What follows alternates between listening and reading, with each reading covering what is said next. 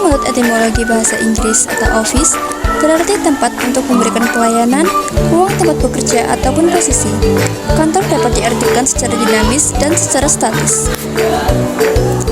Pengertian kantor secara statis menurut Dr. Rasto MPD merupakan tempat kerja, ruang kerja, biro, markas, instansi, badan perusahaan maupun tempat untuk menyelenggarakan kegiatan pengumpulan, pencatatan, pengolahan, penyimpanan, serta pendistribusian data atau informasi. Pengertian kantor secara dinamis, yakni proses-proses dalam menyelenggarakan kegiatan seperti pengumpulan, pencatatan, pengolahan, penyimpanan, maupun pendistribusian data. Dari uraian di atas dapat disimpulkan bahwa arti kantor secara fisik merupakan bangunan, ruang atau tempat kerja, sedangkan secara dinamis diartikan sebagai proses kegiatan yang dilakukan di dalam ruang tempat kerja.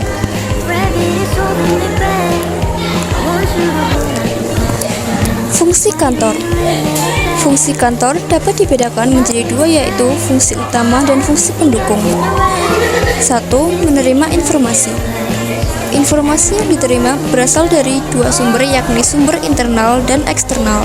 Sumber internal diperoleh dari unit-unit kerja yang ada di dalam organisasi atau kantor, sedangkan sumber informasi eksternal diterima dari luar organisasi seperti pelanggan, pemasok, pemerintah, investor, dan perusahaan lain. 2. Merekam informasi. Informasi dari berbagai sumber dan dalam berbagai bentuk diterima, maka fungsi selanjutnya adalah merekam informasi. 3. Mengolah informasi. Untuk menjadi sebuah informasi yang siap digunakan, data atau informasi harus dilakukan proses pengolahan terlebih dahulu. Untuk itu, perusahaan atau kantor perlu melibatkan staf terlatih dan terdidik dalam mengolah data tersebut secara sistematis. Hasil pengolahan informasi dapat berupa laporan keuangan, laporan statistik, laporan biaya, dan jenis laporan lain yang berkaitan dengan jenis usaha yang dijalankan. 4. Mendistribusikan informasi. Informasi yang telah diolah dan telah menjadi informasi yang siap digunakan, selanjutnya informasi tersebut didistribusikan kepada pihak-pihak yang membutuhkan. Pendistribusian informasi tersebut dapat dilakukan menggunakan komunikasi.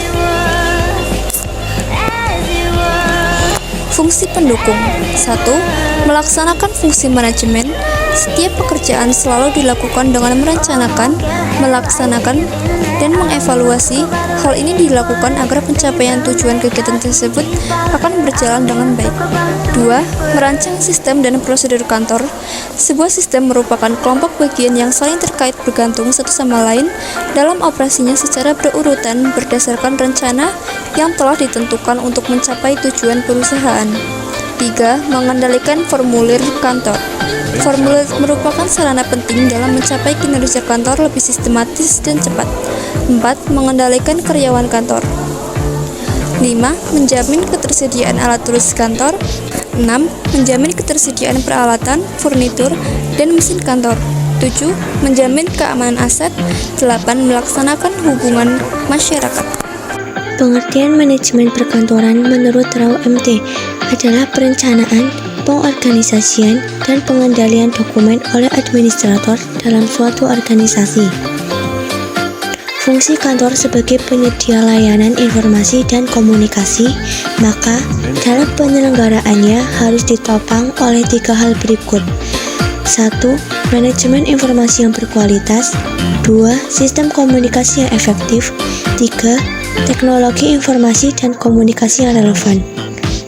Asas-asas manajemen perkantoran. Asas manajemen berarti dasar yang digunakan dalam manajemen atau pengelolaan suatu usaha atau organisasi. Dalam hubungannya, unit-unit kerja tersebut secara menyeluruh. Pengorganisasian pekerjaan kantor dapat menggunakan asas-asas sebagai berikut. Asas sentralisasi. Dilihat dari sebutannya, sentral berarti terpusat, memiliki ciri sebagai berikut. 1. Semua pekerjaan dipusatkan pada suatu bagian tersendiri. 2. Jenis pekerjaan kantor yang terpusat adalah jenis pekerjaan yang bersifat umum. 3. Karena pengelolaan informasi dilakukan secara terpusat, maka kerahasiaan informasi akan lebih terjamin. 4. Asas ini cocok digunakan untuk jenis organisasi yang masih kecil dan sederhana. 5.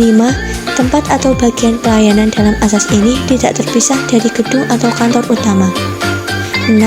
Oleh karena lingkup penggunaan asas ini masih kecil, maka beban kerja dapat dibagi secara merata dan penggunaan alat dan perabotannya lebih hemat. Asas desentralisasi. Asas desentralisasi merupakan asas yang membagi jenis kegiatan kantor ke dalam beberapa bagian atau unit kerja. Contohnya bagian pemasaran. Oleh karena itu, asas ini memiliki ciri sebagai berikut. 1. Cocok digunakan untuk organisasi atau kantor yang lebih besar. 2. Pelayanan lebih fokus dan detail karena sudah terbagi sesuai bagian atau bidangnya sendiri. 3. Dapat mengurangi penumpukan pekerjaan karena sifat layanan secara khusus. 4. Karena tidak terjadi penumpukan, maka akan berdampak pada semakin cepat pelayanan bagi organisasi tersebut. Asas dekonsentralisasi. Asas dekonsentralisasi merupakan gabungan dari asas sentralisasi dan dekonsentralisasi. Artinya, masing-masing asas digunakan untuk memperoleh efektivitas dan optimalitas dalam pelayanan. Dalam praktiknya, jarang dijumpai penggunaan asas sentralisasi atau desentralisasi digunakan secara murni. Namun, sekalipun kecil, organisasi tetap saja masih menggunakan asas gabungan ini.